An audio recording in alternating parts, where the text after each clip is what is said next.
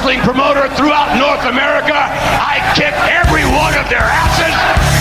Fraud, they're messing with me.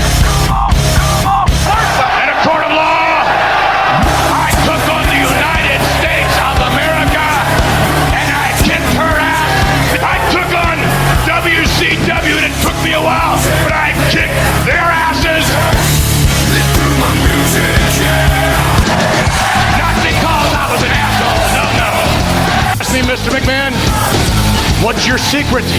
More than any one quality that makes me the successful man that I am, ruthless aggression. So I want to know here tonight, as you stand here on my ring, which one of you has that quality? Who among you has that one single ingredient? Who has enough ruthless aggression? Yeah.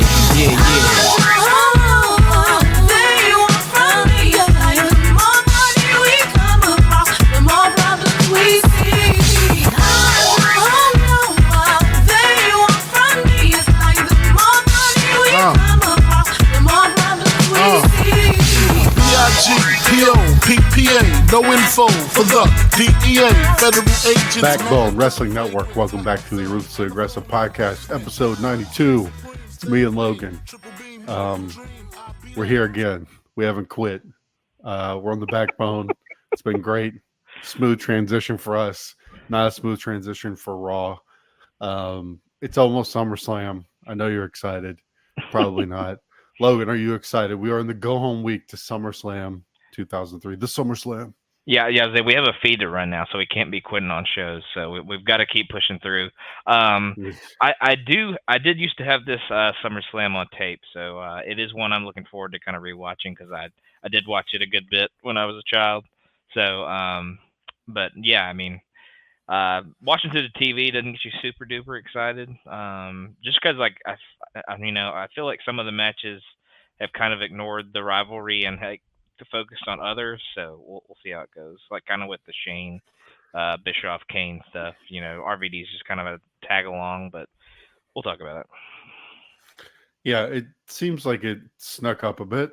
Like I don't feel like going into Raw. It feels like we're on the eve of the second biggest show of the year. Exactly. We'll see if they can drive it home strongly. They won't. Just to let you know ahead of time.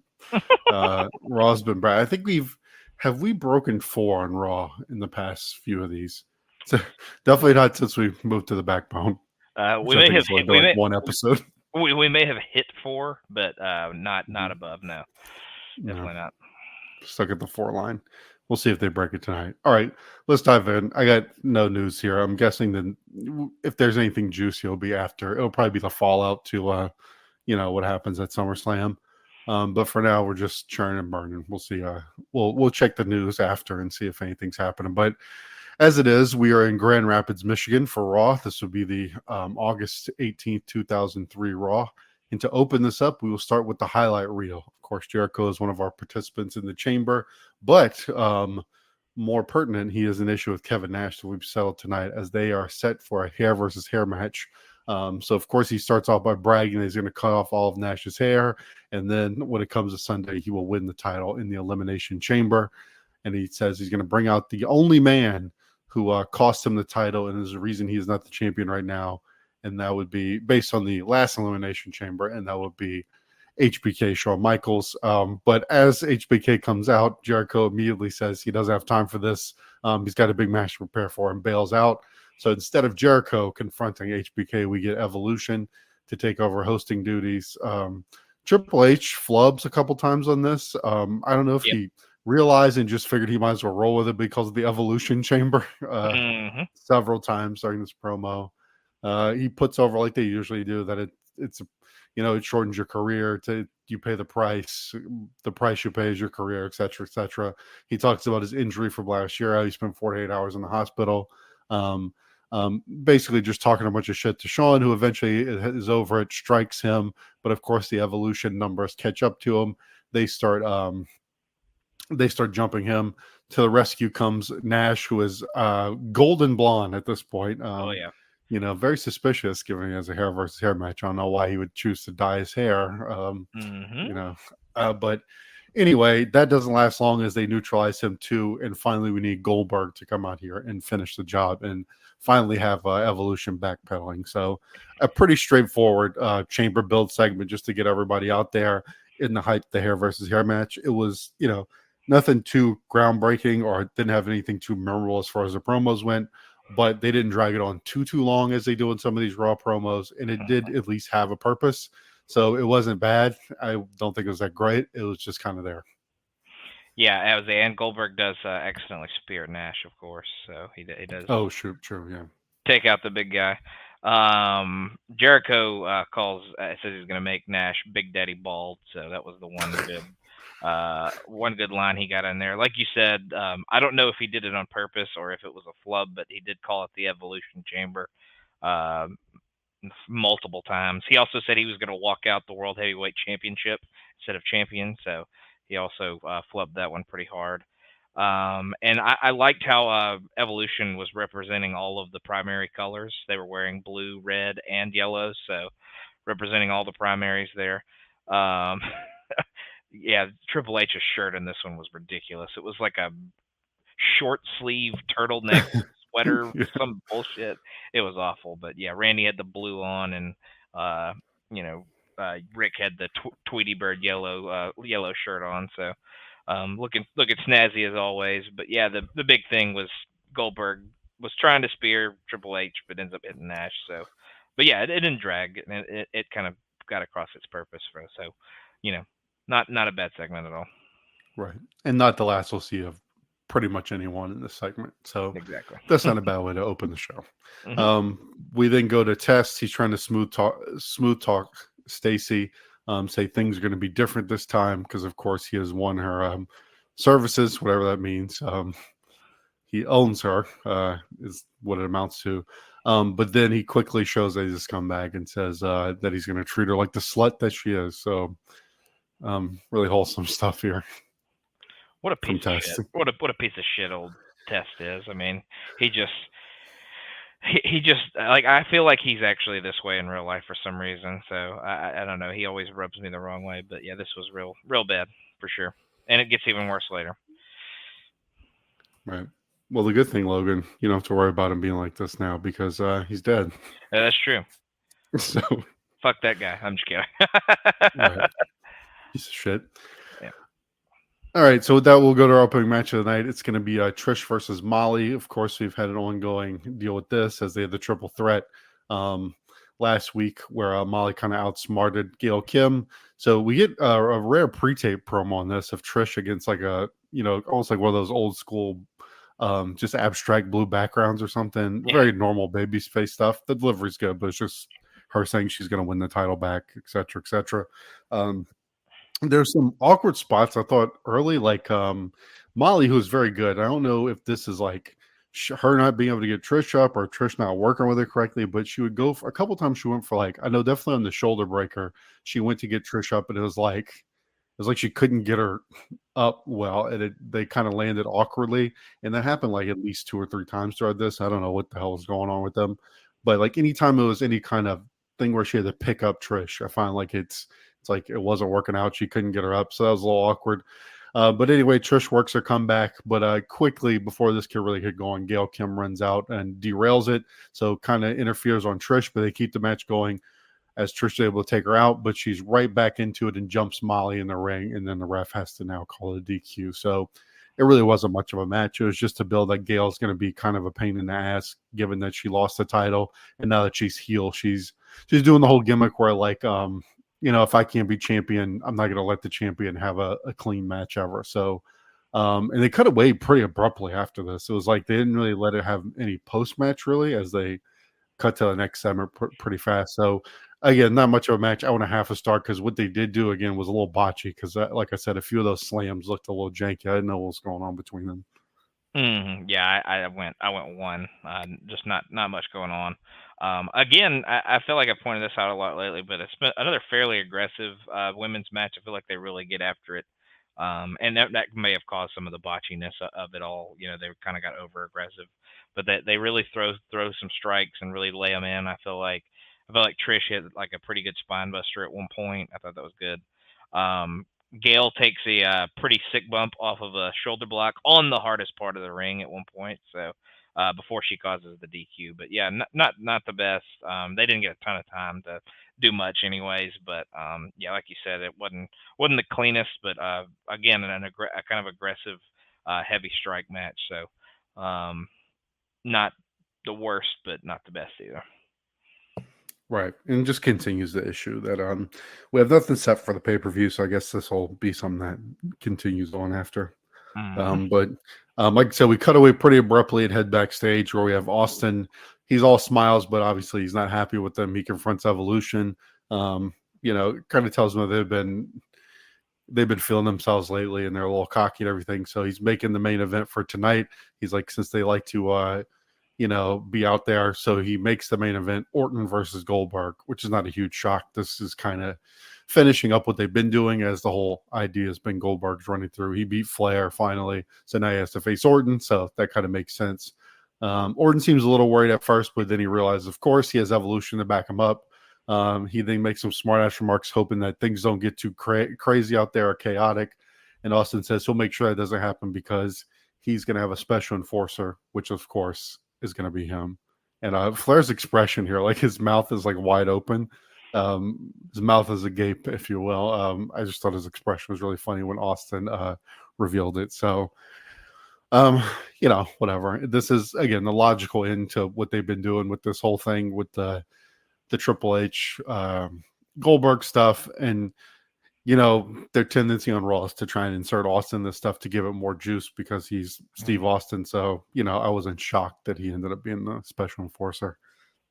Oh yeah, definitely not. But like you said, Flair's facial expressions throughout the whole thing, really, because at one point Austin says he's saying he's going to name a special enforcer, and in between saying that, and when he names that it's going to be him, he takes a swig of beer, and Flair's just smiling like the fucking Cheshire Cat over there, and then he says, of course it's going to be him, and then like you said, he just mouth agape like he couldn't have seen that coming from a mile away.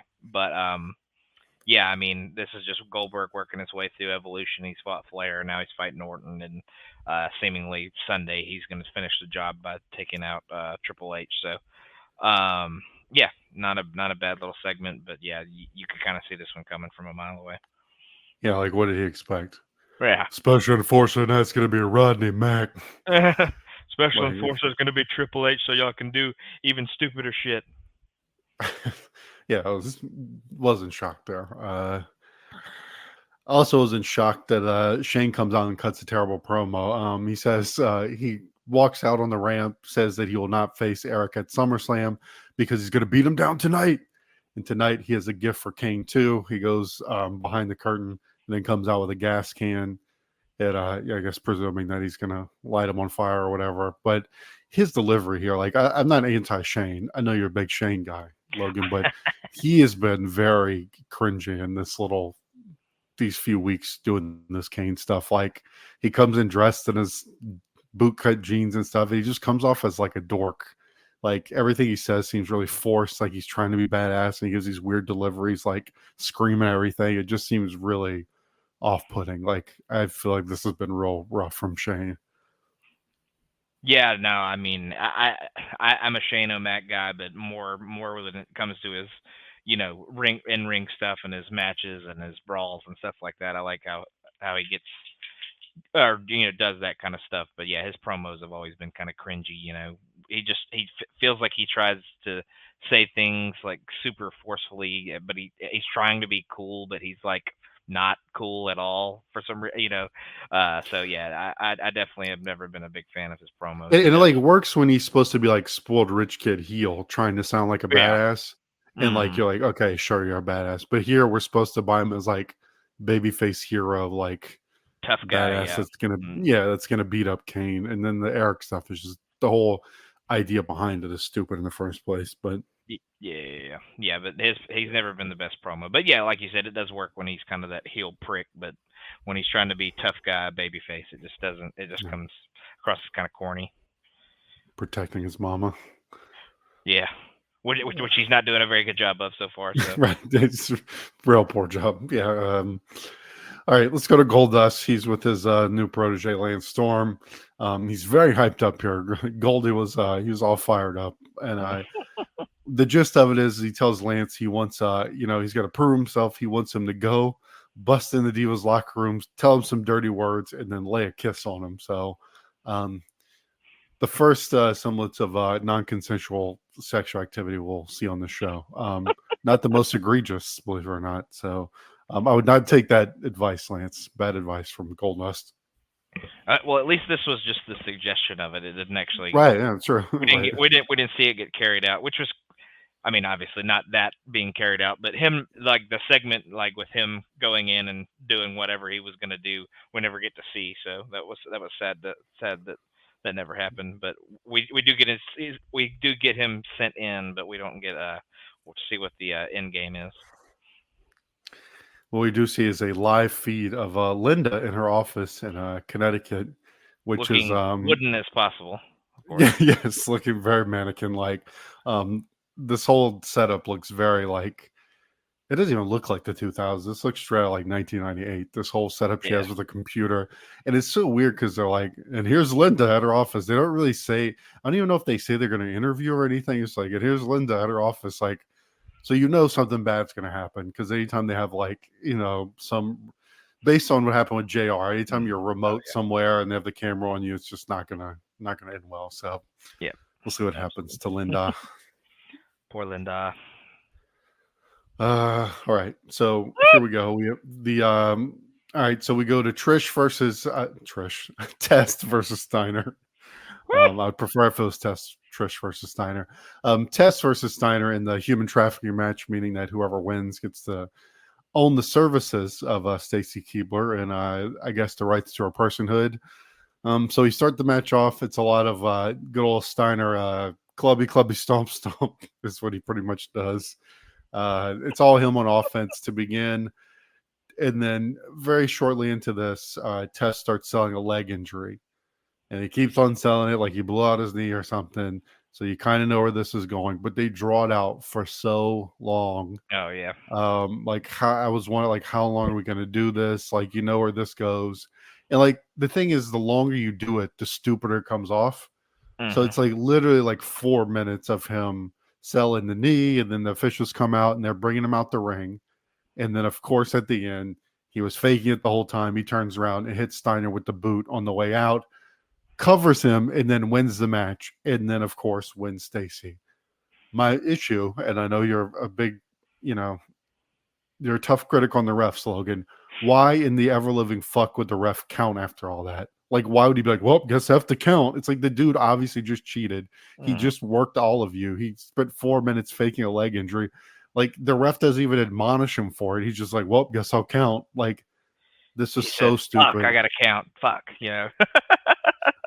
Yeah, like it's just ridiculous. Like, it makes no sense. I this is always a silly trope, even when they do it, and the injury is like, they're selling it for 20 seconds, but he literally sold it for like 4 straight minutes.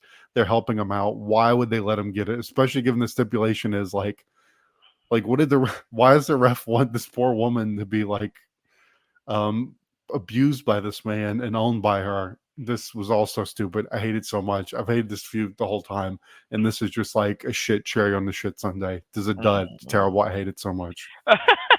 Yeah, absolutely terrible. It's such a waste of time. They spend so much time, checking on him, checking on his knee when nothing's fucking wrong. Usually when the trainers are called out, even if it's like a gimmicked, injury or whatever, they usually ring the bell when they throw the X up to bring the trainer down or whatever. So I mean, the fact that the idiot ref didn't fucking ring the bell when he called for the trainer when he thinks Test's knee is completely blown out, just absolutely ridiculous and awful. So just old Jack Doan needs to go back to referee school. He looked pretty clueless here, and counting after the whole facade and show is just absolutely ridiculous. not much happened throughout the match. Steiner pretty much takes Test to Suplex City, is what I said. And then one commentary note is at the beginning of the match when Stacy's coming out, Lawler talks about the pros and cons of being called a slut. He says one man's trash is another man's girlfriend. So, yeah, not the best from the King there, but I had to point that out. Certainly was a time. Mm-hmm. Yeah, this is awful. Austin should be in trouble. He should have came out and done something about this. Where you at, Austin? Come on. Fucking yeah, you try and fix everything else. Fix this. Get these off our screen. It was literally one of the worst things I've seen since I started the pod. I was main roster angry after this. And it's not gonna get better. It was a gigantic waste of my time. I'll definitely say that. I don't know if I got main roster angry just because I know how terrible all of this has been. So yeah. All right, so we'll see if La Resistance can improve this. They come out to cut a promo. I've been better with them lately because they haven't had them wrestle, which has been a good move, and they won't really here either. So they say they want a moment of silence for the Dudleys, and they say they're going to bury them again on Sunday. They see then a quote unquote serviceman in the crowd. They call him G.I. Joe, and they start antagonizing him.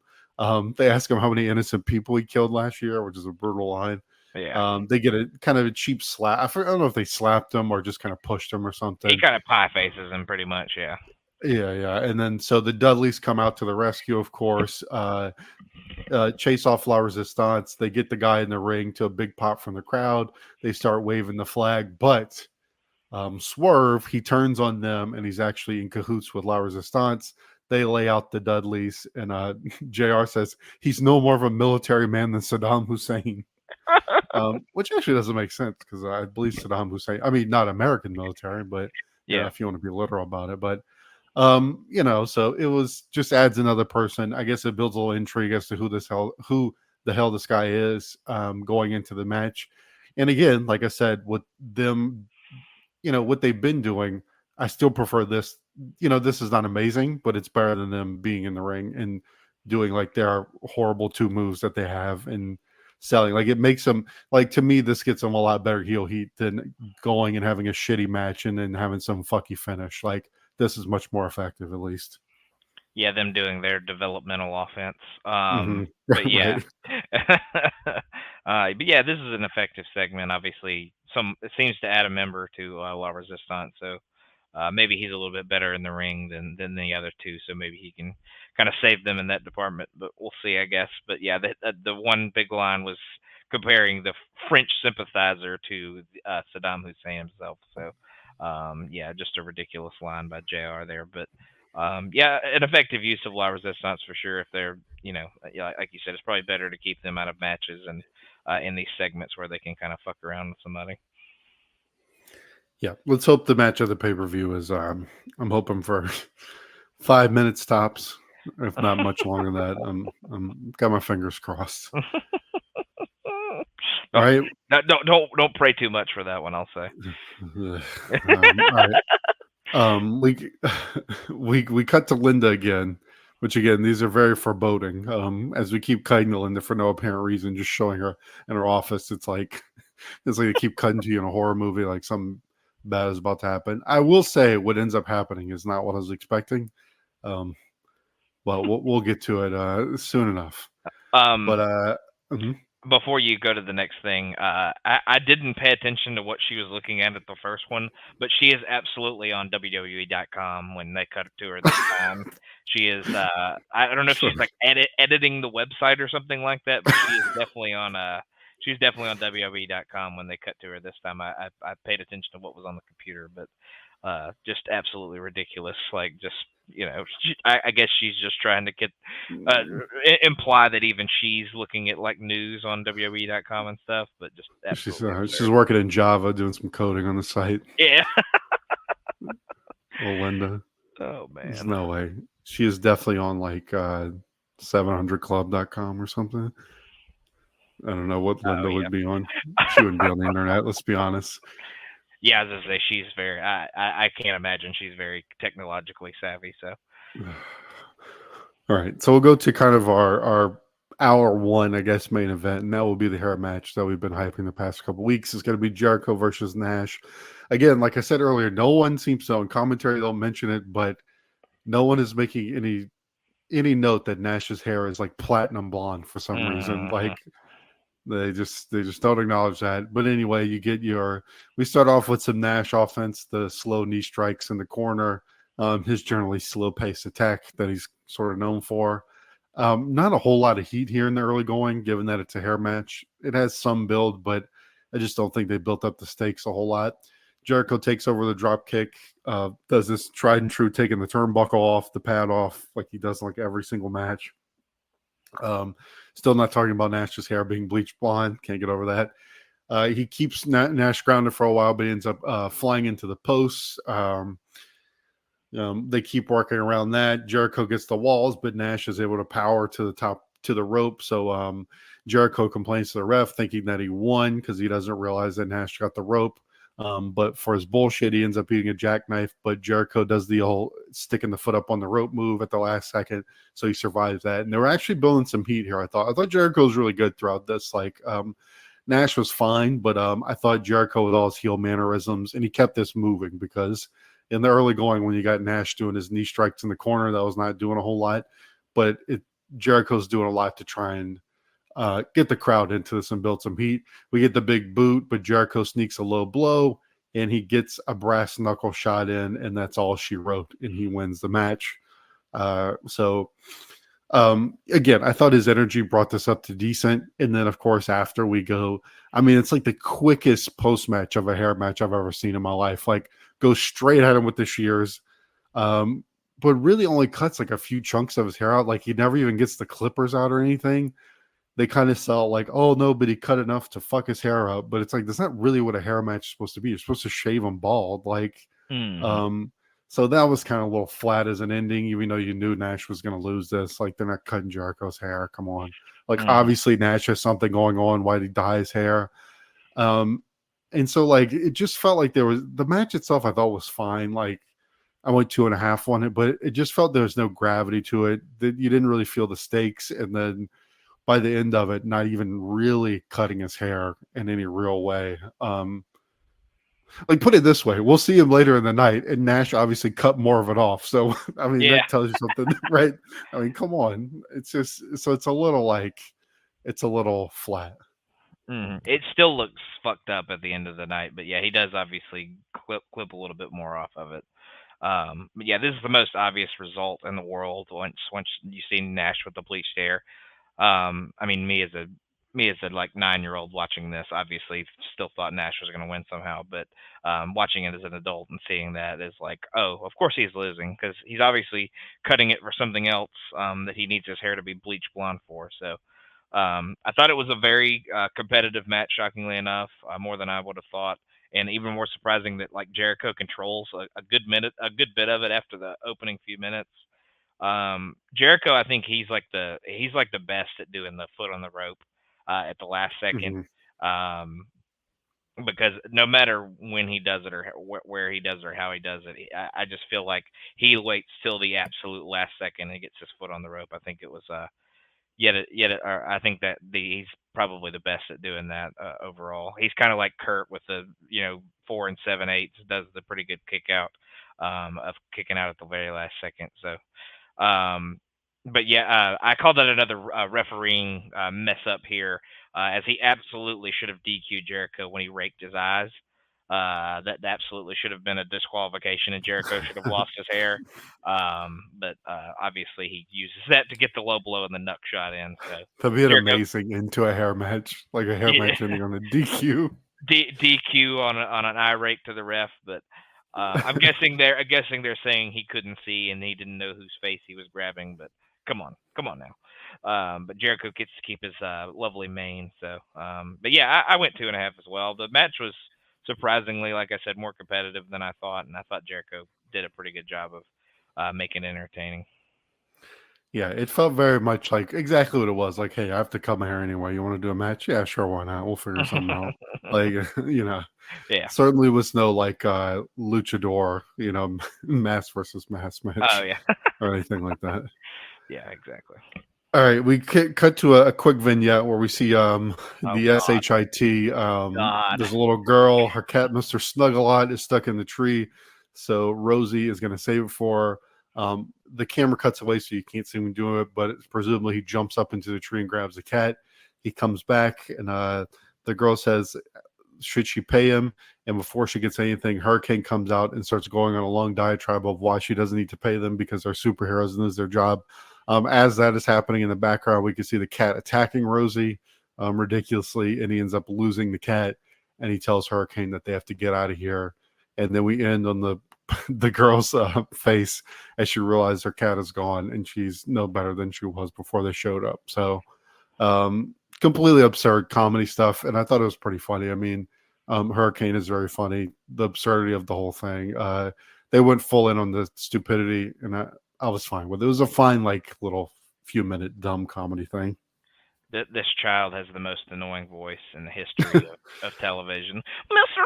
Snuggle-Lot, where are you? You know, it's just, oh, God, it was the worst. But, no, yeah, Rosie and Hurricane do a really good job in this one for sure.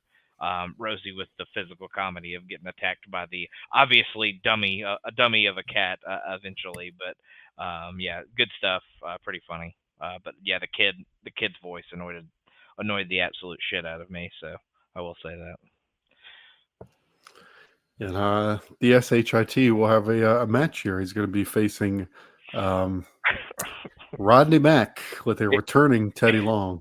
Is it bad that I put young Roosevelt versus Rodney Mack as my little match description? Right. Mine, my autocorrect must have just turned Rodney Mack into Rosie because mine says Rosie versus Rosie for some reason. He's facing himself. But that's about where Rodney Mack is at this point. Teddy comes down, he's returned, he's talking shit, but he's talking about how Whitey can't keep Rodney Mack down. But guess what? Rodney cannot keep Rosie down as he drops fairly quickly in this matchup. It's not a whole lot happening. A lot of it's just shenanigans with Hurricane and Teddy kind of going at each other a little bit. And then Rosie gets a Samoan drop and a splash and beats Rodney Mack pretty handily. So as we covered, Rodney Mack is just purely a jobber at this point. They are the lowest of low in the totem pole here as far as somebody who's supposed to be like the stable's gone. I mean, there's no like Thuggin' and Buggin' Enterprises was like a full stable for about 3 weeks maybe. But that's it. He's a jobber, half a star.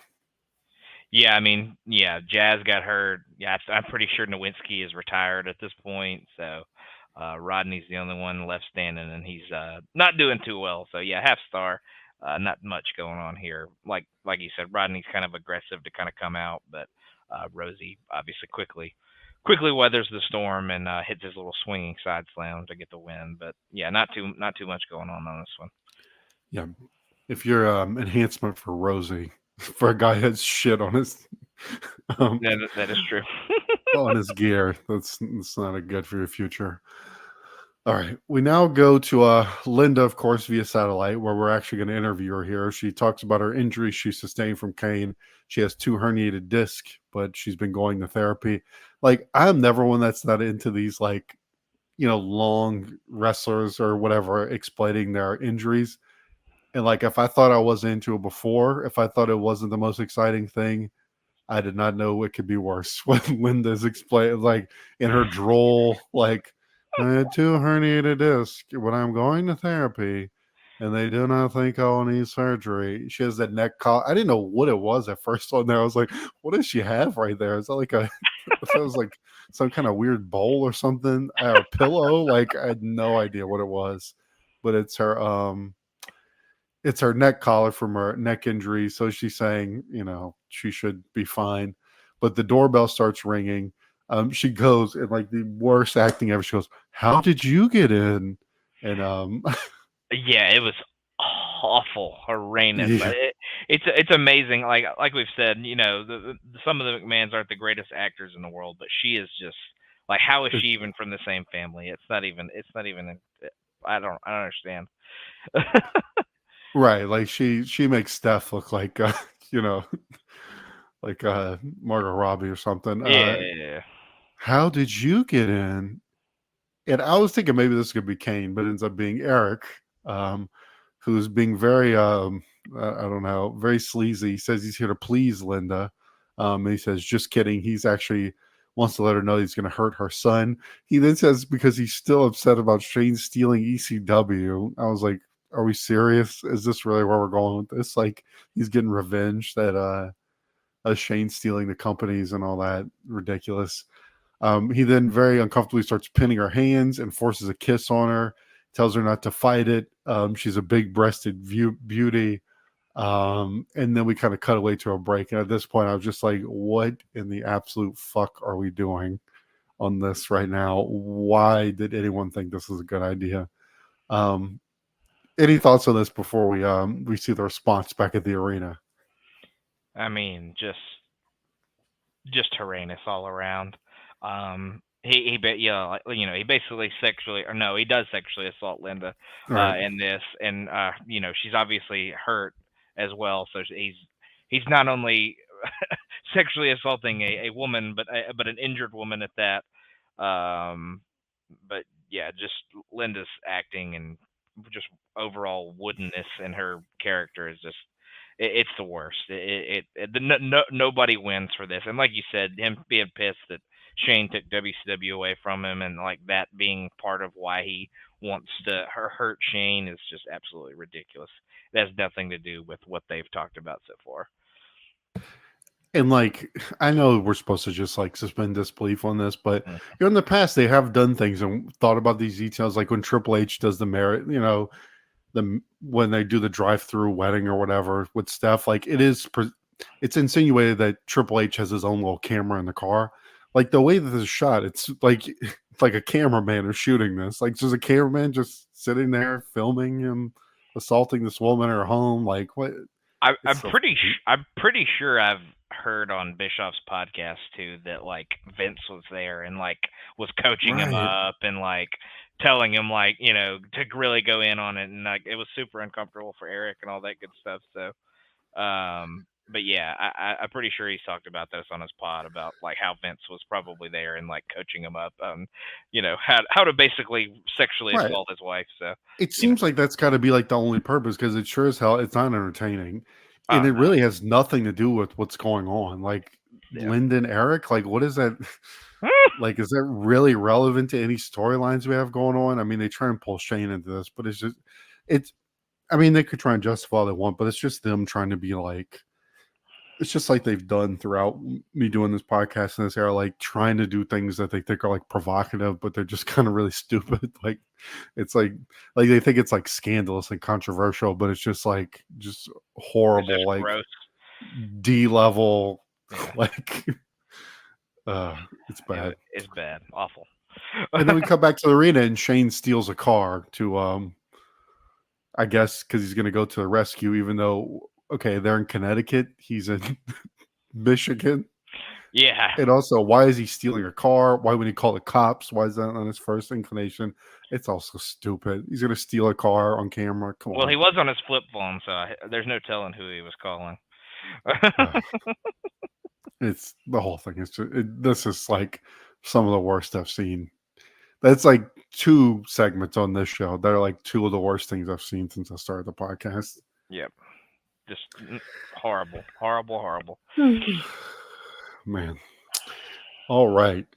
So we move back from this, and now we're going to go to a random like throwaway IC title match that should probably mean something, because it's going to be RVD versus Christian. Like RVD in a title match should probably be a big deal, but whatever, it's Raw. We'll just throw it out there. More of a grounded style from Rob than what we normally see, as they do like. They're both kind of going for the arm control until Christian finally takes over. He starts working over Rob's arm after Rob hits the post. It all makes perfect sense. Like, the whatever psychology's there, but Christian's offense, as usual, is just not that, exciting. Like, he's working the arm over. Like I said, it makes sense, but it's not, the most engaging you're ever going to see. RVD finally makes his comeback, hitting his usual stuff with the step over kicks and whatnot. The ref, of course, gets bumped like every match on this fucking show. So Christian goes to grab 2 chairs as he's going to do his solo concerto on him, but he fails with that, gets the chair kicked into his face. But before RVD hits the splash, and before he can get the pin, Kane comes down. He goes. RVD is able to drop kick the chair into Kane's face, but he goes for a dive, and Kane recovers, and Rob absolutely eats shit on the chair as he goes for like a suicide dive, and Kane just throws the chair into his face and just knocks him out, and then drags him away into the catacombs of the arena. So obviously that was the main point of this. Again, it's just kind of weird that you would have it as a throwaway IC title match, I guess, just to get Christian out there for the night. But the match, I went 2 stars on it. Again, it made sense. It just wasn't the most exciting. It was just all about the Kane RVD stuff, honestly. Mm-hmm. Yeah, 2 stars for me as well. Ross and Lawler really go in on each other at the beginning of this match, talking about Kane and how Lawler wants Christian to remain IC champ, and how Ross would rather see RVD become IC. They go in on each other the whole beginning part of this match on commentary. I said Christian is the human embodiment of the 10-second skip button at this point in his career. 100%. Because I mean, I'm not gonna lie to you. There were a couple of submissions where I hit the 10-second skip button just to fucking get to the end of it. But somehow in consecutive weeks, he somehow made a Spike match and a RVD match feel lifeless at certain points.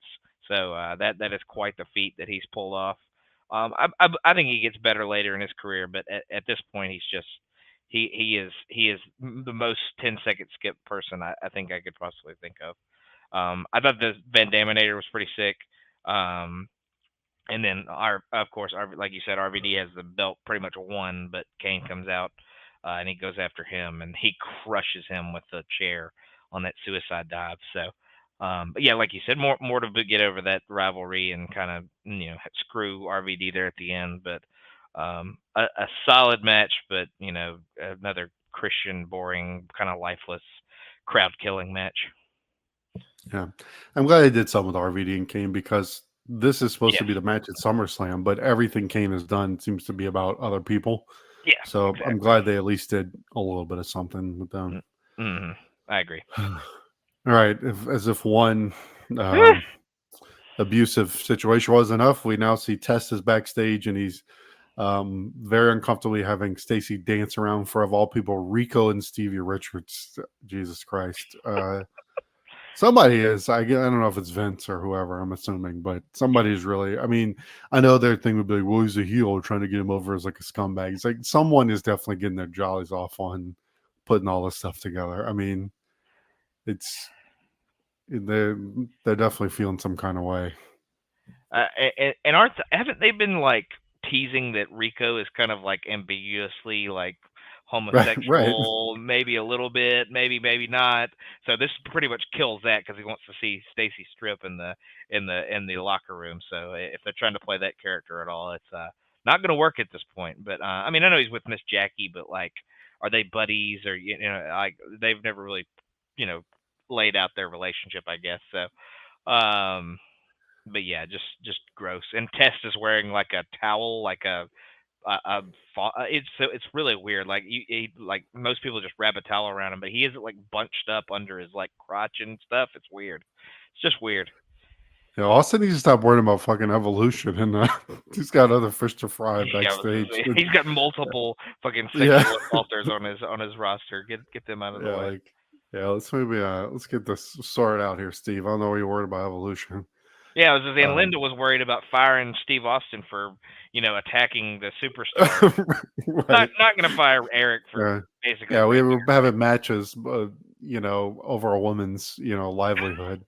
Like, basically owns her, dancing like she's in a pit. Jesus. Mm-hmm. And then we go to this next part. We see that Kane is tied up RVD in the back and is threatening to light him on fire. He pours gas all over him.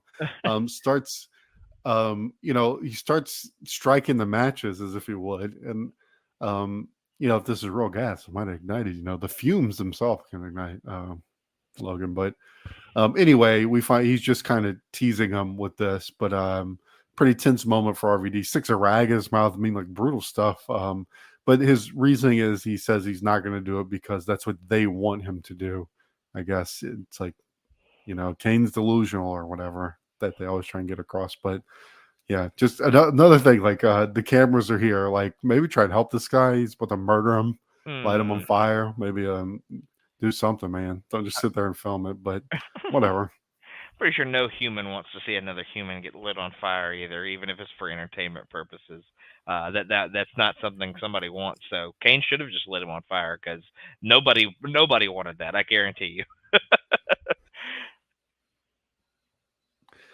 Yeah, this episode's turned. This is like it's like a Tim Capel film that you want to watch Oh on my a Saturday. We get the lighting people on fire and an erotic thriller. All right, let's get to our main event here. Of course, it's going to be Orton versus Goldberg with Stone Cold as our special enforcer, but he's not the ref, we should say. I believe Earl is our ref, if I recall correctly. Yeah. My notes are getting autocorrect. They have Triple H and Flake on commentary. That should be Flair on commentary. Flake. JR goes into full he's going to ask the probing questions, and he's questioning Triple H. Orton said he would help you, but when it comes down to it, if any man has the opportunity to win the title, he's going to take that damn title. So JR basically doesn't buy that Orton would, sacrifice himself for Triple H to keep the title. Evolution trying to shut that down. They say JR's just trying to start some shit. Orton actually gets some offense in here, but he's never able to really keep Goldberg down. Like they go to the outside, and he kind of gets a few shots out there. But Goldberg's back in, hits some press slams. He's taunting Triple H at commentary. An ongoing theme of the night. Earl gets bumped, of course. So Austin comes in for the 2 count. That pisses off Evolution because they say he's not supposed to be counting. He's not the ref. So Flair runs down and pulls Austin out. He runs in and starts stomping on Goldberg. And Austin lays him out because, of course, he can now because he's been physically provoked. That's the guideline he was given. Orton goes at him, but ends up getting thrown right into a Goldberg spear. We get a stunner on Flair, jackhammer on Orton, and then Austin counts to 3 for the big hoorah for Goldberg here. And kind of finishes the story of him going through Evolution so he can get to Triple H, not one-on-one now, but in the chamber. And of course, because we have a multi-man match, we literally just have one by one. It's like almost comical the way they do this. Like Nash comes out with his buzz cut, and like we said, like he cut his own hair. Like he had a hair match, but they didn't cut enough hair off, so he had to fix it up, do his buzz cut. He jackknifes Goldberg. Triple H then gets super kicked on the ramp by HBK, and then Jericho comes out and lays HBK out with the chair. So they got to do the good old hype, get all the guys out there, and but it's just funny the way it was like a chain reaction. It was like a mousetrap, like the mousetrap machine. As everybody, once one person hit it, somebody else would get hit. But I don't know. I want to star in the match. There wasn't a whole lot happening in the match. It kind of broke down pretty quickly. But it was fine to finish the little story of Goldberg running through them, and then to get everybody out there to give one last build for the chamber. Like it's the tried and true basic multi-man match build trope. Yeah, I just went 1.5 stars on the match. Again, they don't make Goldberg look like a killer like they should. He should be dominating Orton. Orton's pretty much a rookie. I mean, he's not technically a rookie, I guess, but he's very early in his career. So Goldberg, being the veteran that he is, should just run through this guy. But they actually let Orton dominate a lot of the early going on this one. So very strange how they've booked Goldberg to this point. You think you pointed out, but we get our 500th ref bump in this match for tonight. I feel like every match had one or had something with the refs that made them look absolutely stupid. And then, like you said, Austin kicks Flair's ass because he actually is able to, because he got provoked. And then, the finishing sequence was pretty good with the spear and jackhammer and all that. And then, Jericho ends up standing tall with the belt, and Nash is kind of in the ring, kind of seething. So they end up doing their final stare off, as they've kind of had the whole night to themselves. Kind of, they started the night, kind of ended the night, and they were kind of there in the middle too. So Jericho and Nash, the real stars of Raw, I guess. Showing off there at the end. All right. So overall thoughts, rating, some all-time terrible backstage segments. The in-ring was nothing to write home about. It was pretty ho-hum to bad at points. Um, I went 3 out of 10. It did not feel like we were on the eve of the second biggest show. I know they tried to get in some build for the chamber, but the Raw side of this show is looking real rough. Yeah, it's pretty much the chamber and nothing else. I mean, we got a little bit of Kane RVD build, and Mhm. then some. We got some Shane and Bischoff build, but it really wasn't either of them against each other. It was them kind of playing mind games and tricks with each other. So, but yeah, I think I'm gonna go two. It was really bad. Like you said, Yeah. two all time bad segments. Just it's especially worse with like 2024 eyes, but you know, hmm even back then, couldn't have been looked on particularly well or good at all. So it's just yeah, just a bad Raw, and not one that, like you said, would be Right. the would you would expect from the go home to the second biggest show of the year. So just Yeah, not like good. it's like a show like you feel bad about yourself after watching like Yeah. it's like if you're like telling somebody you're a wrestling fan, you'd be like, oh yeah, watch this. And like, so this is what you watch. Yeah, this is It's, this is yeah, one you don't like want your spouse or girlfriend to walk in on while you're watching it. If you're just doing a run through of this time period or something. right.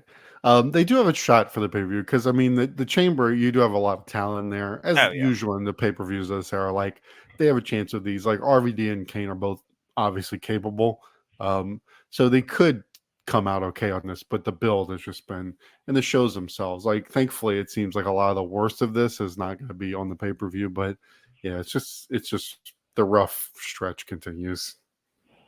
yeah. The in ring is just horrendous every week. It seems like they the Nash Jericho match is probably the best match, and it wasn't like all time or anything. So it's just the in No. ring is just a major struggle on Raw.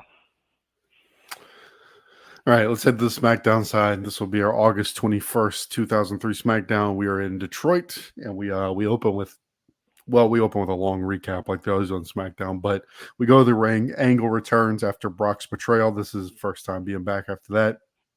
He's pissed off. He says he doesn't need old billionaires to help him win his titles. He came here and he's going to kick Brock's ass. He came here tonight because he wants a fight. That gets Vince to strut out and says, "You don't always get what you want. It's not about what anybody wants. It's not what you want. It's not what the fans want. It's about what I want." Vince McMahon. Vince, he makes a barb at Vince, and Vince gets pissed off and starts to come at him. But instead of doing that, he says he's going to give him a match tonight with the Big Show. But if he touches Vince or Brock tonight, he will be stripped of the title. He'll be fired, etc., whatever Vince ranted about.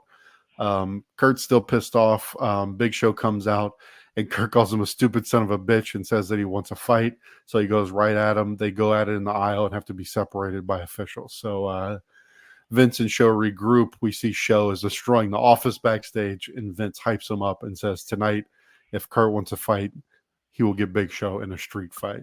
And that's kind of how we set up this show. So that's kind of sets up our main event for the night. But my biggest thing that I enjoyed about this is I like pissed off Kurt. Like we always say, like he's good at going from the goofy stuff to getting serious, but here he was like all seriousness. He's pissed off because Brock betrayed him, and he wants to kick some ass. And I thought he showed some good fire here throughout this, and it'll continue throughout the show. But I thought that was the best of this. I mean, Vince comes out next like Vince, like a dickhead, and of course, I mean, I'm fine with it being Big Show. It's like the obvious choices, like the heavy. That's like the roadblock to try and soften him up before he has Brock at the pay per view. So that's all good. But the highlight for me was Kurt here. Yeah, I was saying Big Show's been pretty good lately, just based on in ring stuff that we've seen. So not a bad little matchup, like you said. Perfect little end point before he gets to the pay per view match. So the final boss before the final boss. But yeah, Kurt showed a ton of fire here.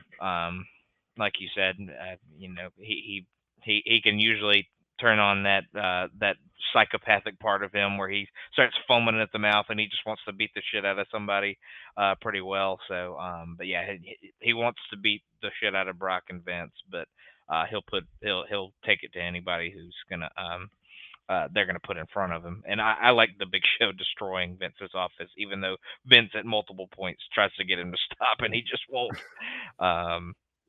And for the second week in a row, I feel like SmackDown got the bigger city of the two shows. Right. Once again, they're in Detroit while Raw was in Grand Rapids. So weird stuff. True. All right, we'll go to our first match of the night. It's going to be a non-title match because, hey, Ray is a Cruiserweight champion, even though it never really plays into anything at this point. He just kind of carries the title around. Mm-hmm. But he'll be facing Matt Hardy in a singles match. Of course, they both have their pals with them. Ray has Kidman, and Hardy has Shannon Moore. Did you notice that? I didn't see this throughout the show. I thought maybe it was going to come into play because it was like, were there like some kind of stairs or something on the stage? Like it looks like Ray walks down some kind of steps or something. It was weird. No, I missed that. I guess. Yeah. No, I didn't notice that. I thought it was maybe I guess they're going to use. I was like, I guess they're going to use that for some spot later, but it never really came up. Anyway, I thought the opening sequence was real good. They did the thing where they both have their hands locked and they just flip around. Ray's just so awesome with this stuff. Like he fakes he comes at him, hits a flurry, and like goes like he's gonna do that little head snap cutter thing, and instead he like fakes that and just kicks him in the face coming off the ropes. Like just always changing everything up. It's so good.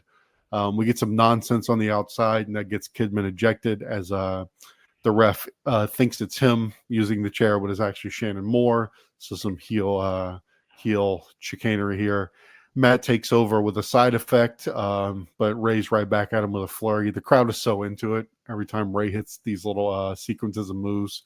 But I also like Matt in this. Like Ray's doing these reversals, and a lot of them he scouts him pretty well. Like later on, he does another nice like kind of variation of the side effect as Ray's like twisting around him. So he's kind of landing his own big spots throughout this. So he kind of knows Ray's style, which I think is good. Mm-hmm. Some good near falls we got down the stretch.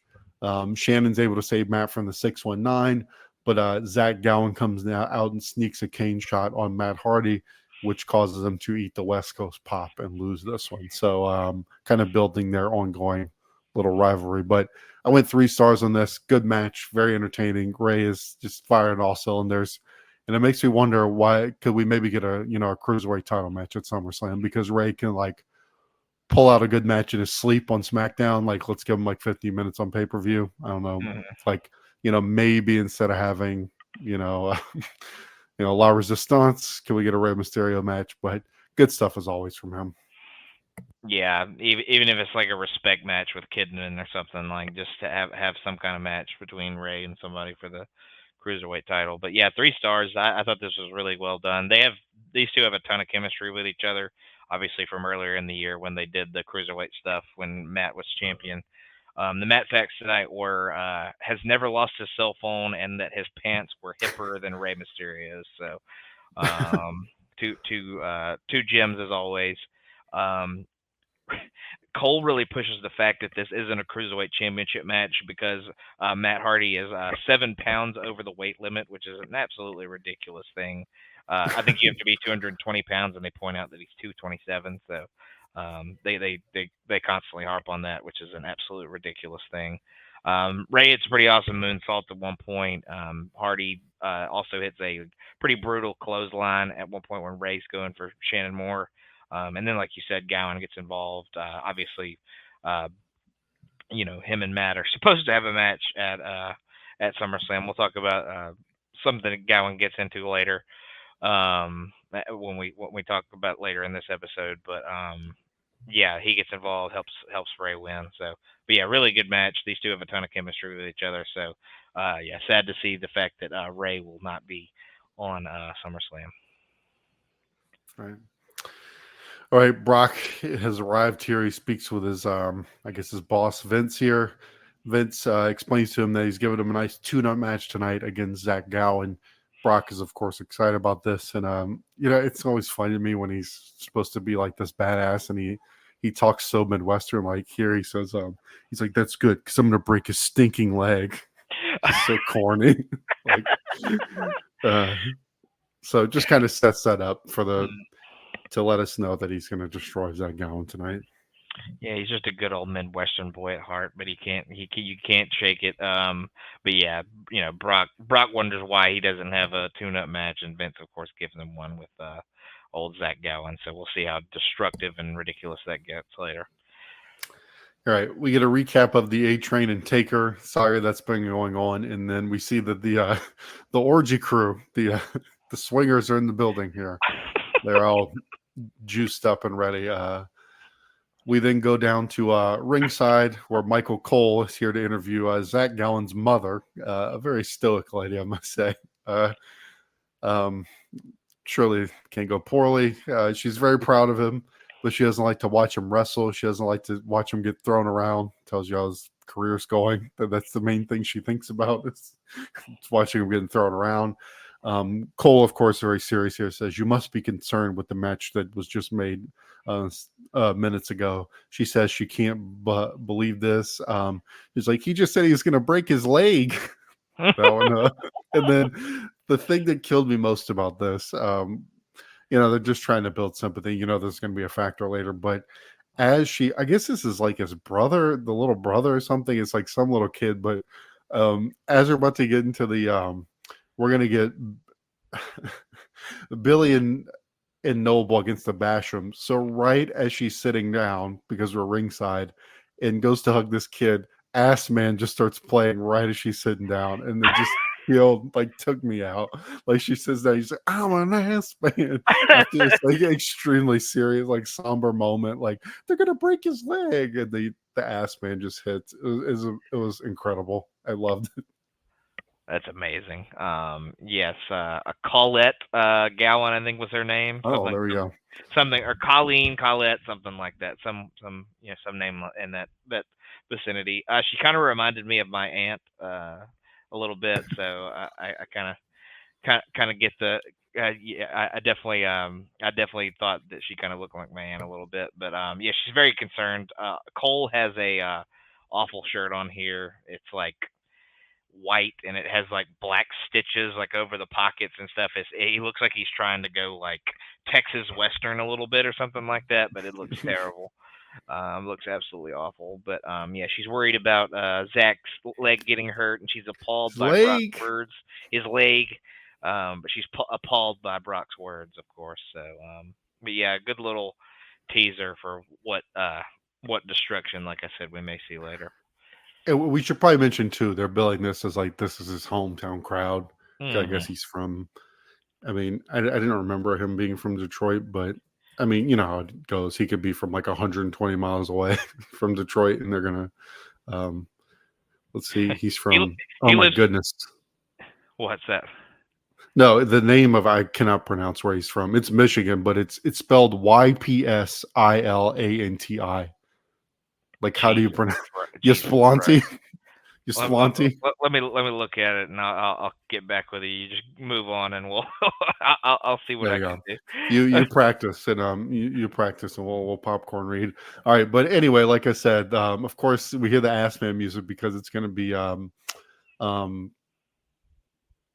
Jamie Noble and the Ass Man versus the Bashams. So Billy is rocking the shit out of Doug to begin this, but the Bashams take over. There's some pretty effective teamwork as Billy Gunn is in peril in the early going of this. And throughout this, they're growing on me. I feel like the Bashams are a good replacement level team. They're not blow me away, but they're not terrible. They're just good hands that could go in there. They have some good little double team moves. They do the quick tag thing. They feel like a tag team at least. So.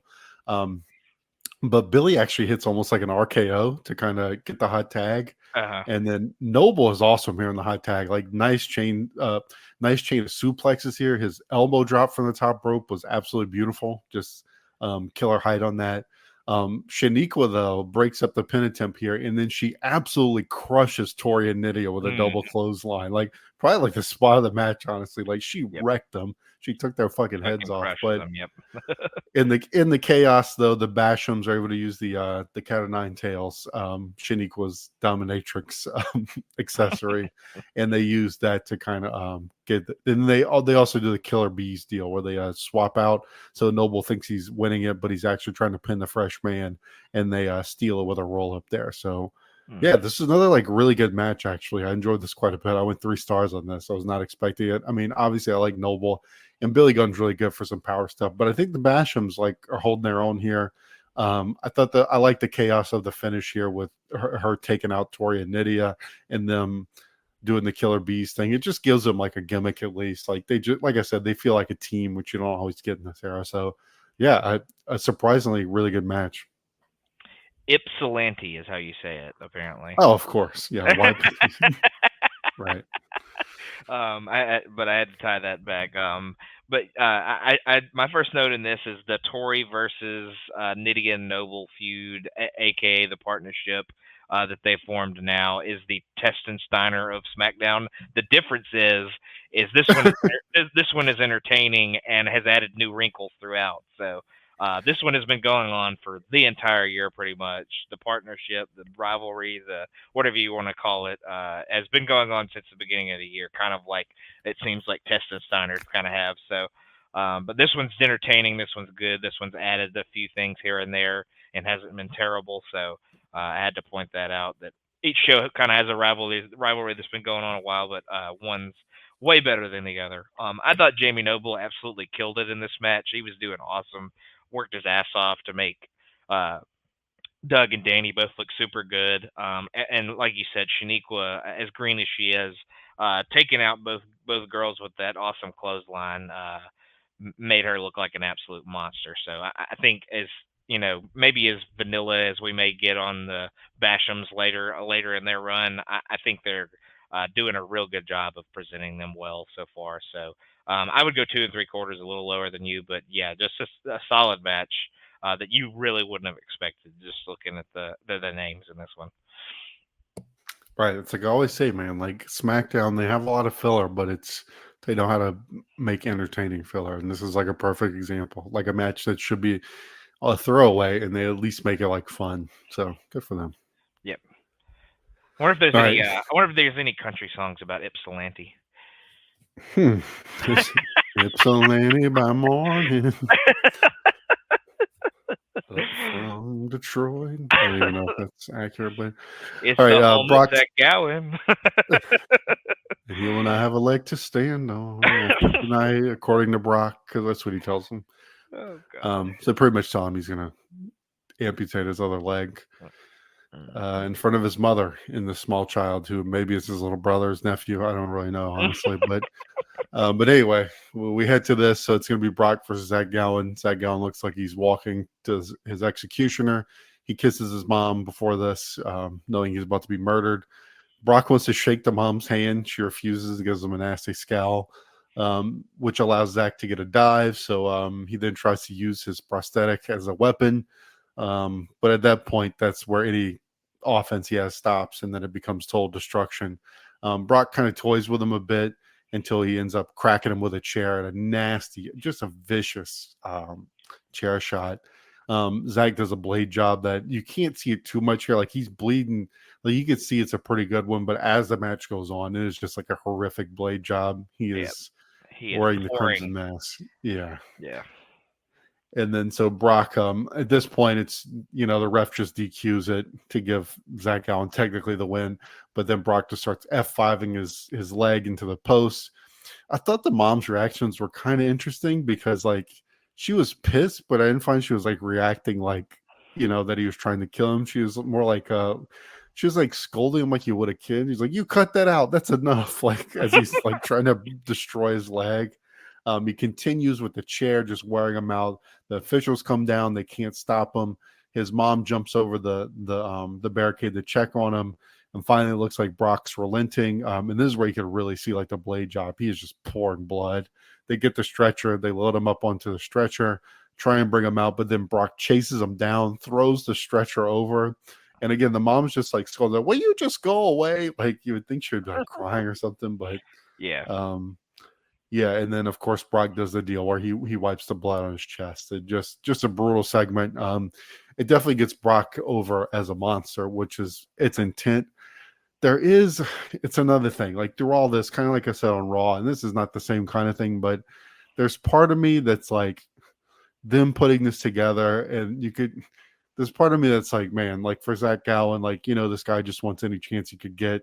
Like, were they kind of taking advantage of this kid, like, like gassing him up, like, look, go out there, like, you're gonna make Brock look awesome, like, this is a huge spot on the show, but like some of this is like, it almost comes off a little mean spirited to me, like to put him in this position because he really gets his ass handed to him, and like you could tell his run here is kind of winding down. I don't know, there was just part of me that felt like it felt a little weird, like this whole deal, like it's hard to explain. Like he wants to, you could tell he's like he's going to do anything they ask him to do, and are they kind of taking advantage of that in a way?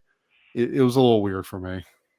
Yeah, I could definitely see where you're coming from on that. And yeah, I think this, I don't want to say he never shows up again, but I want to say this kind of virtually ends his run. If I'm being real honest, I think this is kind of his write-off. He gets completely destroyed here. The blade job. I mean, he's supposed to have a match at SummerSlam on Sunday, but obviously after this, he's more than likely probably not going to show up. But we'll see. We'll see if he ends up showing up. But yeah, he gets pretty wrecked here. The blade job is, like you said, horrific. He just is bleeding buckets. One of the worst. Just pouring blood. Like just one of the worst blade jobs ever. It seems. Maybe not as bad as the Eddie one from a couple of years, or is it that's actually next year? Maybe not as bad as that one, but it's on that level for sure. But yeah, I can get where you're coming from. It does seem kind of mean spirited that they're constantly throwing this kid out to get attacked, and he's getting brutalized in a lot of these matches, bleeding a lot. A lot of people are really going after his leg, trying to destroy the one thing that he can walk on. And like knowing the piece of shit Vince is, like, and there's the Vince thing, like he's supposed to be evil Mr. McMahon, cutting the promos, calling like, oh, you're a freak and all this, but part of you is like, there's probably a part of Vince that believes what he's saying a little, like whereas the barrier between the McMahon character knowing how much of a horrendous piece of shit Vince McMahon is, like that there's probably some truth to this, and he probably does think it's kind of funny to watch this. I mean, I don't know, it's just hard for me to separate that, No, I definitely get where you're coming from. Yeah, I agree for sure. But yeah, then we get Cole and Taz putting it over, like Cole says it's a terrible tragedy, which I thought was maybe a little milking a little bit. Taz is super serious. He has the shades off, so he's it's like we say all the time, like he generally takes the heel side, but he has standards, and this is like crossing the line to him. Yeah, and Cole does the whole thing where he's like, go ahead. No, yeah, I was saying this has gone over the line, over the Taz line. He's super offended and wants nothing but good help for Zach going forward and stuff like that. But yeah, like we've said in the past, he can kind of flip that switch when he knows something's like really just despicable. So I like that about old Taz. Mm-hmm.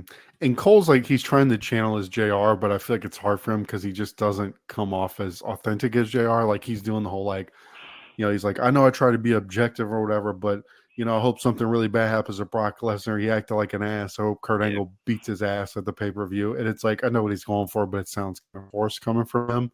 Yeah. But I get what he was attempting here. Yeah, but yeah, you can get it coming from JR because JR has been actually beaten up and like embarrassed and all that kind of stuff. That shit hadn't happened to Cole, so it doesn't seem like he's earned the ability to call somebody out like that. Right. But overall, I think effective in store, whether it's, you could debate whether it's, if Vince, putting Gowen in this spot and, wasn't mean-spirited. But in the storyline, it makes sense. It does build Brock up, and it makes you want to see Kurt beat his ass. So in that sense, it is effective. So it kind of works. Yeah, I definitely agree. Just absolutely puts him up as a killer. And for the second week in a row, because he destroyed Spanky the week before as well. Right. All right, and with that, we will pivot to a tag match. It's going to be Undertaker and his trainee Orlando Jordan versus John Cena in A-Train. So obviously to hype up Taker versus A-Train at the pay-per-view. And Cena is another kind of somebody who's been on the rise who does not seem to really have a real spot on the pay-per-view, which is a little bit shocking to me. The trajectory Cena's been on, I would want him definitely on SummerSlam, but that's just me. Yeah, same. And no World's Greatest Tag Team either, so they've been super killing it lately, and they're not anywhere to be seen really. So, yeah. but we got A-Train. So, Mm-hmm.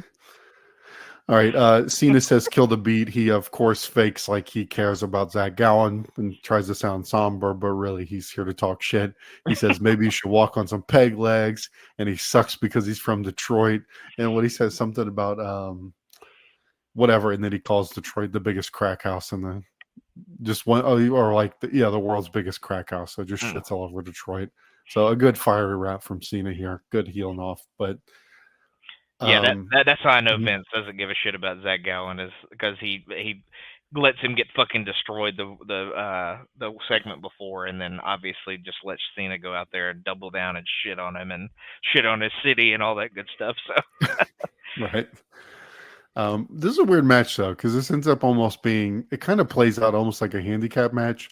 Orlando Jordan looks like a complete goob in this whole match because, like, anytime Taker's in there, like, he's kind of in control. Like, he's taking it to Cena, then he lets Orlando Jordan get there, and he immediately loses. Like, put them in there, and he immediately loses the lead. Like, Taker's got him in full control. He's got Cena beaten down. He's like, all right, Orlando, get in there. Immediately just fumbles.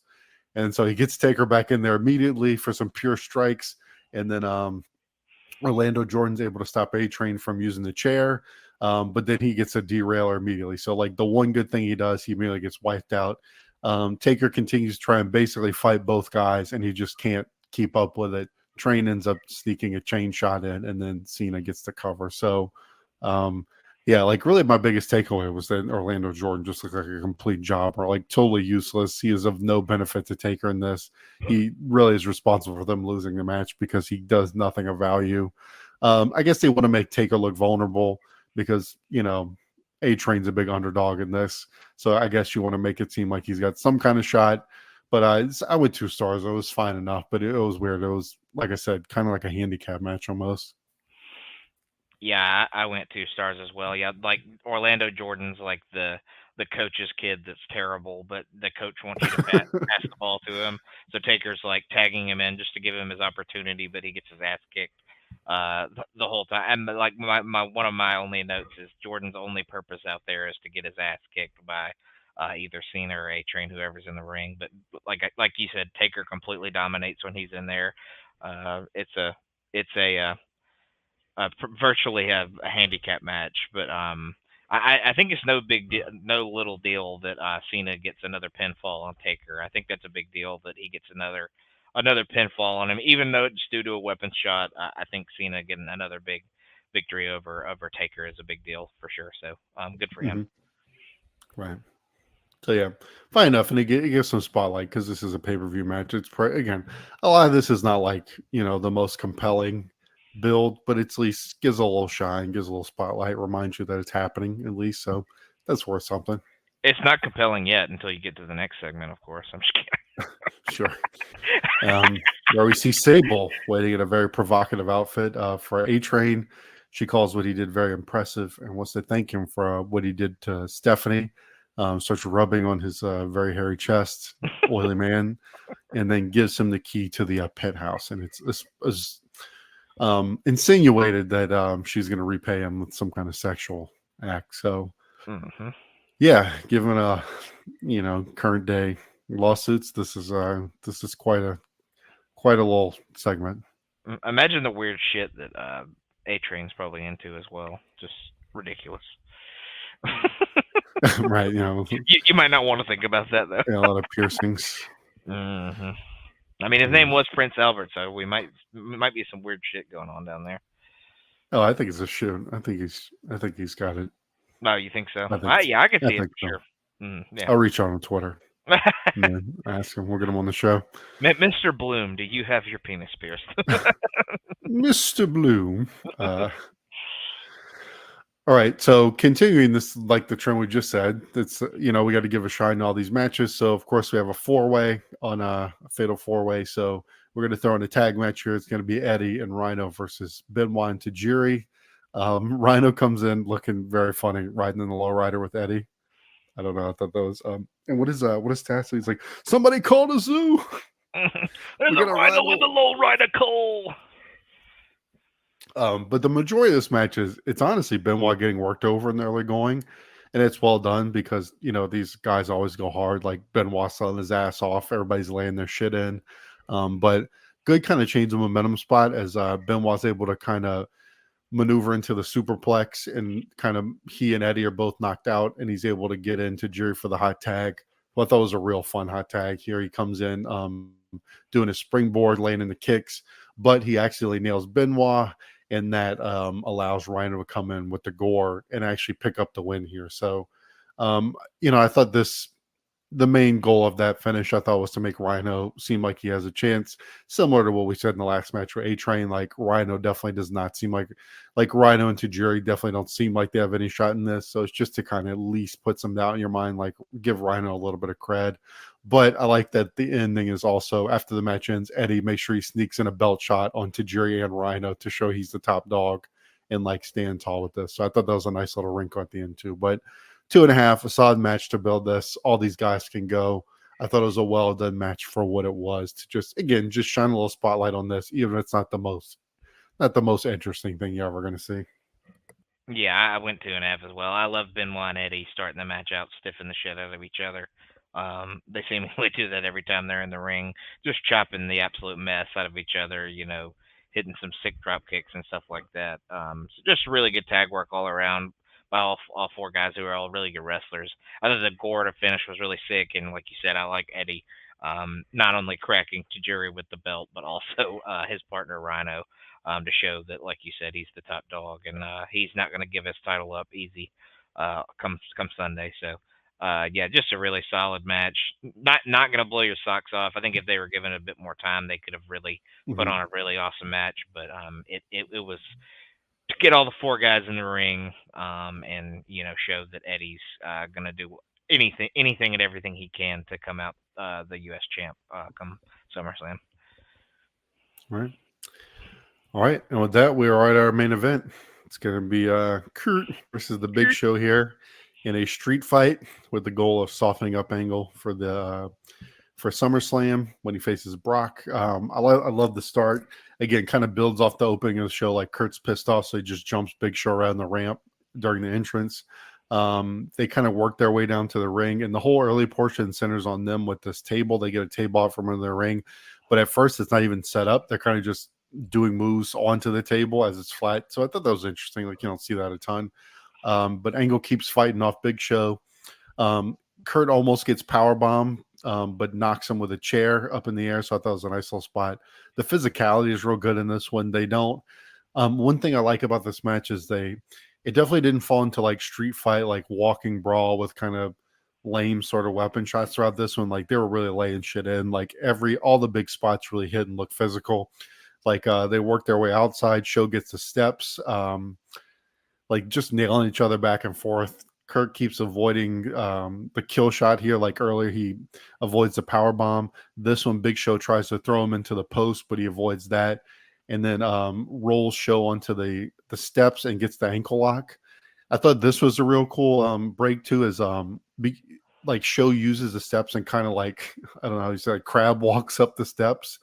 And Taz like points out that the more height he gets, it eases up the leverage on the ankle lock, and that's how he's able to break it. So I thought there was like a lot of cool little interesting spots throughout this match like that.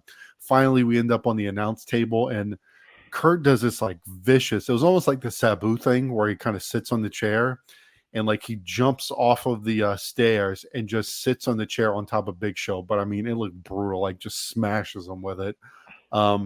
They work their way back into the ring. They're slugging it out. And then finally Angle is able to pick them up and do the Angle slam through the table that they had set up at the very beginning to finally take home the win with this. But and then Brock comes out and they have a little stare down just to kind of put a cherry on it to build to the big match at SummerSlam. But I was shocked at how much I enjoyed this match. I thought this was a really well done brawl. Like, again, I like how it wasn't too weapon heavy. They used the weapons and stuff in interesting ways. All the big spots I thought were really memorable, like Angle dodging all Big Show's like kill shot moves. Like I said, him sitting on the chair, the thing with the ankle lock. It was all really interesting and well done. I love the fire throughout this. Like, Kurt looked pissed off. Like, I thought it lived up to what he said at the beginning. Like, he wanted to fight, and this felt like a really good pure fight. So I went 3.5 on this. This match was almost like hidden gem territory for me. I was like, I figured it would be good because it's Kurt, and like you said, Big Show's been pretty good lately, but I wasn't expecting it to be this good. Yeah, I actually went three and a half as well. I thought this was absolutely awesome. Way to kind of finish to build the SummerSlam. I like you said, I really liked that Angle was kind of waiting at the entranceway when show came out because he really wanted to just get after somebody, no matter who it was. Um, that he does the body slam onto the table that was kind of flat on the mat, like you said. I thought that was really sick. It made a pretty sick thud. Um, I've always thought Big Show is a pretty good worker for his, for considering his size, how big he is. Mm-hmm. A lot of those guys aren't the best workers in the world. And I won't say all of his stuff is great, but When he's motivated, yeah.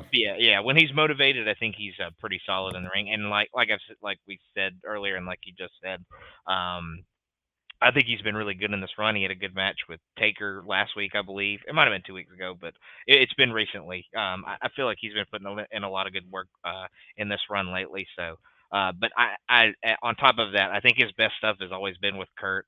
They had the match the previous year at Armageddon that I think is pretty good, and I feel like whenever they've worked together in the past, Kurt seems to always bring the best out of him. A few others are pretty good with him as well, but I think Kurt is one of his best opponents. Just bringing him up a level, there were some sick chair shots in this one. Kurt gets brought up on a power bomb at one point, and just absolutely smashes Big Show with the chair, and then Kurt's coming at him with it at one point. He just punches it, and it ricochets back in Kurt's head. I thought that was pretty good. Towards the end of the match, Kurt gets a handful of the yam bags, and then while he's holding his fucking basically holding his junk, he's just teeing off with punches and nailing him. I thought that was a really funny and good spot. But yeah, all the stuff with the table at the end, the it's like Sabu leg drop that you were talking about was sick. And then the angle slam to finish it off was really awesome. So yeah, really good main event, kind of out of nowhere. Definitely, I would consider kind of in the hidden gem territory. So may pick this one for the hidden gem pot here on the Backbone Wrestling Network eventually. We'll see. Yeah, if you're listening, I can never say that I would suggest watching everything on these shows, but this is one like a match I would say go out of your way to watch. It's a fun brawl. It's good stuff. And I was critical of the Vince thing, but I will say like the Brock heel turn and all this, and then Kurt coming back pissed off this week, it's added a lot of juice to this. Like to me, this is definitely easily the best built thing going in the SummerSlam. Yeah. You definitely want to see this match, and the greatness that they can put on like they did at WrestleMania. So definitely looking forward to seeing how this one kind of works out. Yeah. But a pretty good SmackDown. Like I loved Angry Kurt throughout this whole show at the beginning, like kind of bookending both ends of this. Nothing amazing, I thought, throughout this show. Like we said, it hyped all the matches well enough, even if it wasn't like no like all-time angles or anything really building this, but it's just kind of solid, like straightforward wrestling show to build to a bigger one, and you got some good matches. We had a lot of like 3-star matches on this, and then the good main event. So I ended up going 6 out of 10. I thought this was a perfectly fine way to go into the pay-per-view. Yeah, 6 out of 10 for me as well. Maybe Raw should take a pointer from SmackDown and like really just focus on the in-ring and not do all of the soap opera shit. And maybe they'll have a more entertaining show, because we always come out of these episodes, I feel like, thinking SmackDown's just so high above Raw, even it maybe not be the best SmackDown there is, but it always at least comes through in ring. There's always at least a match that I feel like I'm glad I watched that one. I'm glad I know that it exists. It seems like every week. So they may not be doing the storyline stuff the best, or whatever you want to say, but I don't even think Raw's doing the storyline stuff the best. Right. And they still don't have the in-ring on top of it. So at least SmackDown's got some really good action going on. So it's not perfect, but it's way better than what's going on the other side. All right, let's go through some awards. Best match, I think we're both going to pick that main event based on our ratings. Yeah, I was Ray and Matt Hardy was really good too, but yeah, that main event was a banger. Yeah. Best moment. I kind of want to pick. I mean, I feel like the most memorable moment probably is something with Kurt and Zach Gowen. Just that whole scene with the blade job and everything is probably the most memorable. I'd probably go with that. Just him decimating Zach Gowen, him with the blood all over is just probably the most memorable. Yeah, that's probably the answer. Kurt grabbing the yam bags and teeing off on Big Show was pretty good. So, no, but yeah, Brock destroying Zach. That's the image that I think you would remember most coming from these two episodes. Best show, SmackDown. Easily. Yeah, not even close. MVP, I'm going to go with my boy Kurt. Kurt. Yeah, I'll go with Kurt as well. I'll shout out a few other people when we get to our other standouts, but yeah, Kurt was a badass in this one for sure. LVP, a lot of candidates here. I think I may actually, despite the Linda's up there, I may go with Test just because at least Linda hasn't been showing up that much. Like I've been dealing with Test's stupid shit, and this just is like just hit the fan on this episode. Yeah, Linda's acting skills are Test, but I'm gonna go with Test just because he's just the worst. He's the worst part of Raw every week. I feel like. Yep.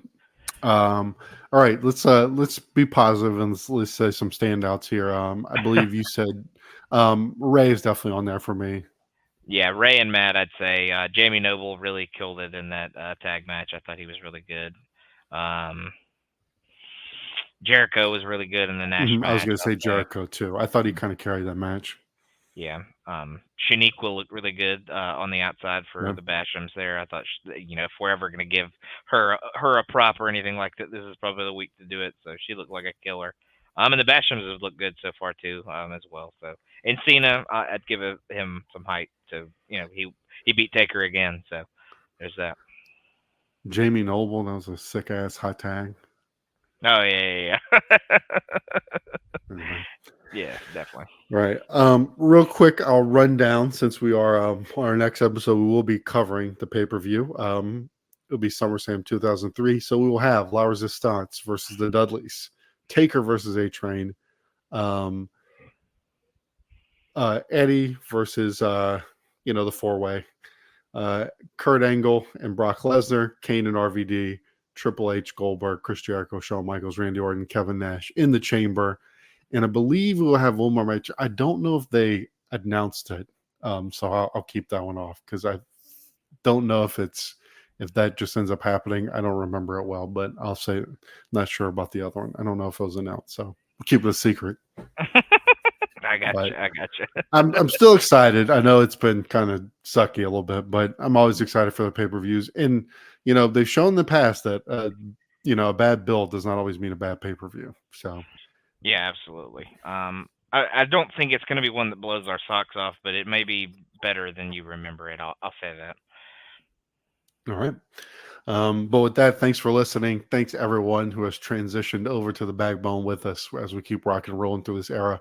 Logan, anything specific? I mean, obviously check out everything here on the Backbone. If you subscribe to the feed, you can see everything dropping in your, preferred pod catcher or whatever you call it. And we have, obviously a ton of different things, different eras. Sean's doing territorial. We have linking up luchas, going through Lucha Underground. So a nice variety of things to check out. Yeah, and I mean, just check out everything on the feed. And if you want to listen to something like Current Day, I do the cross up every week, kind of running you through the results and the happenings in the current day wrestling world. So if you may not be able to watch some shows, or you might, you might want to figure out what's going on before you start a new show or something like that. If you're not watching TNA or something like that, I tell you kind of what's going on, let you kind of know. So if you want to jump in on something like that, you can. But yeah, I just kind of run down the results, kind of what's going on. So, but that's weekly. That comes out either Sundays or Mondays, depending on whether there's a pay-per-view that weekend or not. But yeah, that comes out every week. Like Jake said, linking up luchas, go through Lucha Underground, Highway to the Impact Zone, going through TNA. We have the Shit Take, Hidden Gems, New Gen on a Mission is on this feed as well. So just check everything out. Everybody's been killing it so far. We're in week 3, I believe, so far. So week 1 and 2 have gone really well. I think we're proud of what we've accomplished so far. So just keep checking us out, and we'll keep putting out good content. All right, you sanctimonious sons of bitches. We'll be back for SummerSlam in a couple weeks. See you then.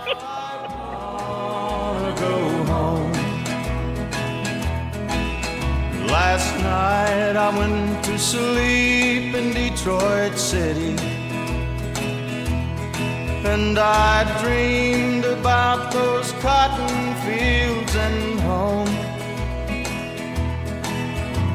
I dreamed about my mother, dear old papa, sister, and brother. I dreamed about that girl who's been waiting for so long. I wanna go home. I wanna go home. Oh, how I wanna go home.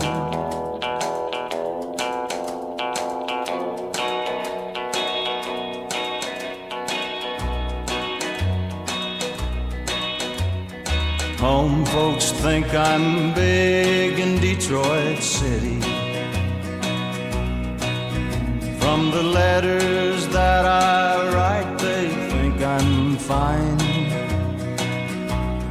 But by day I make the cards, by night I make the bars. If only they could read between the lines. 'Cause you know, I rode a freight train north to Detroit City.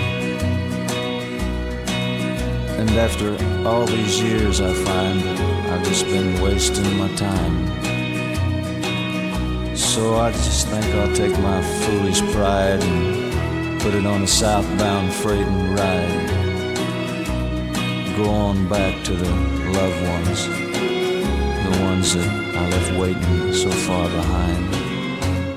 I wanna go home. I wanna go